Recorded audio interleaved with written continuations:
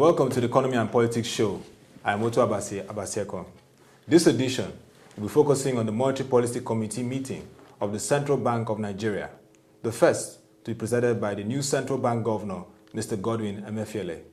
To discuss the expectations and the outcomes of this meeting for this week is architect Kola Ogunleye, a developmental economist. It's great to have you once again, architect Kola Ogunleye. Yeah, thank you very much. And a very busy week for the Central Bank Governor and his MPC team. Last week, we had the report from the Nigerian Bureau of Statistics for Q1 2014. And for June, the inflation rate is at 8.2%. And one of the things that central bank governors across the world are battling and ensuring that is brought under regulation is the inflation rate. For Nigeria, 8.2%. What would be the approach of the MPC to this, and how can this be stabilized in Nigeria? Mm-hmm. Well, first of all, we have to take notice of global economic developments. Yes. As we look at the decision that they are likely to take. Nigeria does not exist as an island. Of course. So we have to look at that vis-a-vis the Monetary Policy Committee meeting. Well, the global economic outlook is positive. The recovery is taking place, though slowly. But it's gradual. Yeah, and what we have at this point in time is that the tapering that is being undertaken by the Federal Reserve is also going on steadily, but they have decided to continue with their accommodative policy stance insofar as monetary policy is concerned. The situation in Japan is not any different. They are also still going at their zero band of interest rates. And then we have generally in the advanced world, we have accommodative policies, that are taking place within the monetary policy regimen that we have. Of course, the UK is also still doing that, in spite of the fact that their unemployment rate has gone down. Same with US, they are saying they are not yet there. But therefore, it's the low growing. interest rate regimen has to continue. But that has implications for emerging economies, which we will go into shortly. But what is going to happen at the Monetary Policy Committee meeting right now is that, in spite of Emefiele's ambitious agenda in terms of low inflation, low interest rates, and what I call pro-growth stance, he will still have to continue, majorly with the existing monetary policy regime. I don't see. So you join the analysts to agree that should be at 12%. With the scenario that is happening globally, with the situation in the country now, although the external reserve position has improved, to 37 billion dollars now, but we still have serious issues with inflation. And once there is inflation, because inflation has moved steadily from the situation in May to 7.9 in May, it has now moved to 8.2 because of certain situations that are happening. The food component of the inflation basket is exerting pressure. The same thing, we know that election year is next year, so there is a lot of influx of money into the economy, and all these are exerting pressures. So you find out that the headwind inflation rate is still quite high, and they will want to do something to rein in the inflation. Of course, the tapering that is happening also means that Nigeria as an investment and other emerging economies as an investor's destination is also being is going down gradually, because as soon as we have a situation where the rates, the return to investment over there is also getting high, they will prefer to go back to the advanced economies. So they will move away from our markets here. So that will reduce what is coming in, both as investment and even external reserves. Of course, the CRR at 75% for public sector and the CRR 15%. For private sector for 15% will still basically remain in place in order to checkmate these inflationary pressures. Let me take you to the GDP growth level. which is now pegged at 6.2%. And of course, global projections from IMF expect a lot from Africa, especially emerging markets. And like you said, key investment destination. Nigeria is now the major investment destination in Africa. Our GDP growth is driven from the NBS reports for Q1 for 2014 by the services, agriculture, and manufacturing, which had been moribund for the past decade, meaning that this administration has really brought what was moribund to life. But let's look at the issue of interest rate, because these are things that can create an enabler for real activity and growth in the economy. You are saying that, yes, like other analysts, it will retain MPR at 12%. When are we going to begin to see that policy stance that will begin to enable lending to the real sector? Because most of the bank leaders are looking at how much policy can begin to channel. Well, one thing is clear. The mandate of the of the Central Bank of Nigeria right now, according to the enabling law, is to make sure that inflation is reined in.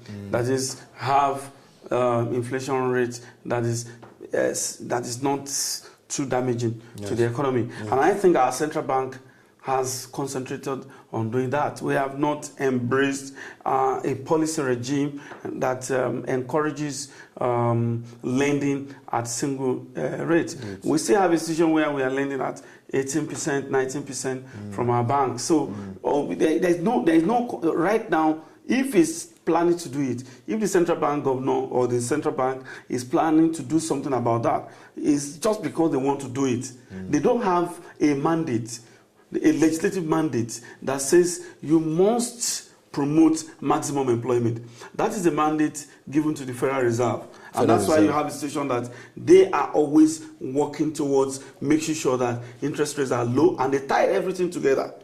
They tie the inflation rate and the unemployment rate are tied together. As they are watching their interest rate and their inflation rate, they are also watching their unemployment rate. Unfortunately for us in this country, the Central Bank of Nigeria has no mandate to promote maximum employment, to make sure that industries, agriculture, and other real sectors of the economy benefit from a low interest rate stance. So we still have a situation where our interest rates are in double digits.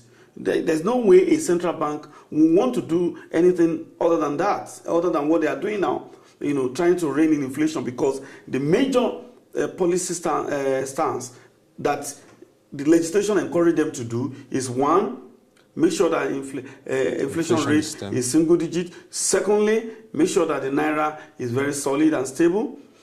Make sure also that the systemic damage is minimized or avoided entirely in our financial sector. What you said is very interesting, because one of the focus of the new central bank governor, Mr. Godwin Emefiele, like you highlighted, is pro-growth. I mean, creating that enabler for employment and growth.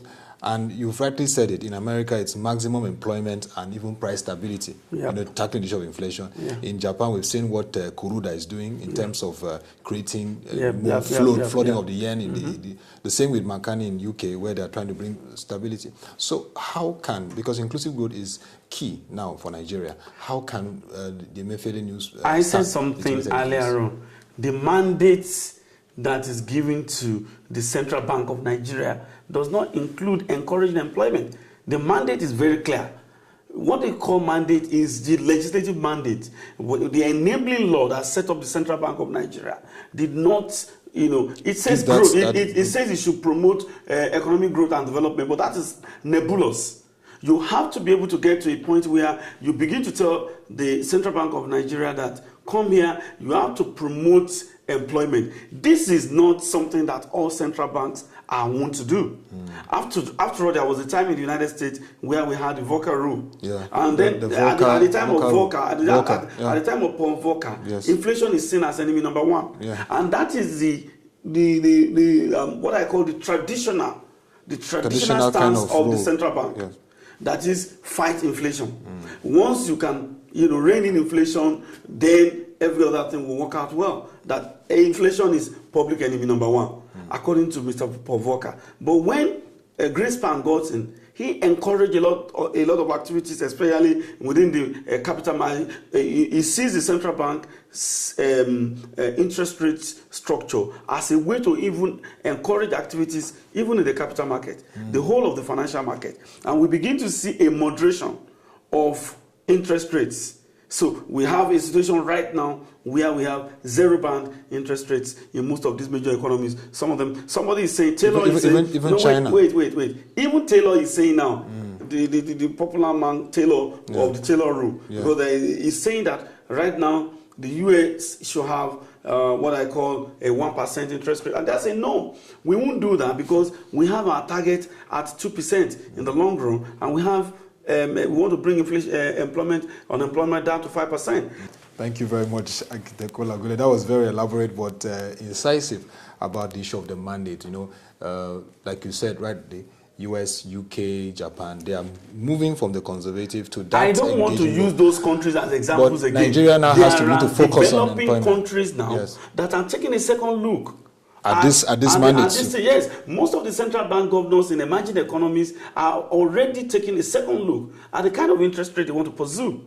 The new central bank governor in India is is already looking at that too. And one of the things we were talking about before the appointment of a new central bank governor is that he needs to let us know where he stands on this divide. Is he a hawk? Is he a dove? Will he encourage a low interest rate regime? Will it continue with what we had before?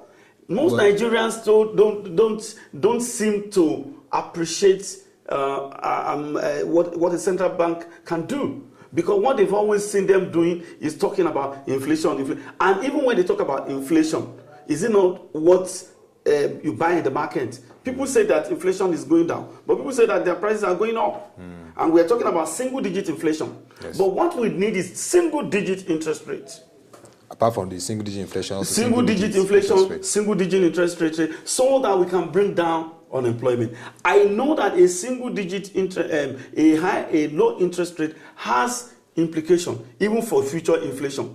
This is a very, very tough decision to take, because if you maintain a low interest rate, the real economic analysis is to say that, okay, in the next couple of months or years, you have higher inflation.